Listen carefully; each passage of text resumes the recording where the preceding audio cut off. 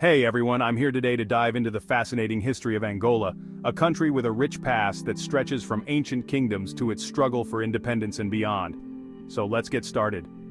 Thousands of years ago, the lands of today's Angola were teeming with various Bantu-speaking peoples.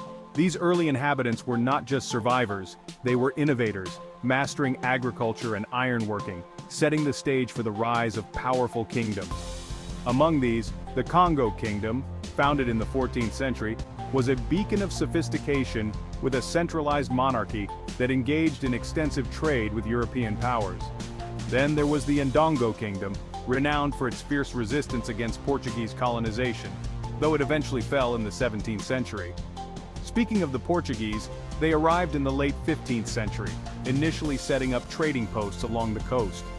Angola soon became a hub for the tragic transatlantic slave trade, a dark period that saw millions of Africans forced into slavery across the Americas. As the centuries rolled on, Portugal tightened its grip, officially colonizing Angola in the late 19th century. This era was marked by forced labor, economic exploitation, and harsh racial discrimination. But the winds of change began in the mid-20th century. Angolan nationalists like the MPLA, FNLA, and UNITA rose up, demanding independence. After years of conflict and intense diplomatic pressures, Angola finally waved its flag of freedom on November 11, 1975. However, peace was short-lived. Almost immediately, Angola was plunged into a devastating civil war, fueled by Cold War dynamics. This conflict, lasting nearly 3 decades, left deep scars on the nation. The turn of the millennium brought hope.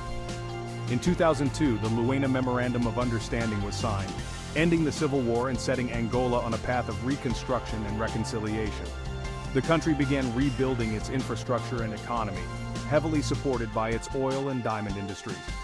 Today, Angola stands at a crossroads.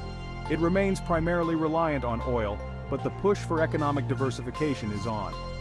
Challenges such as corruption, governance, and social inequality persist, but efforts to address these issues continue.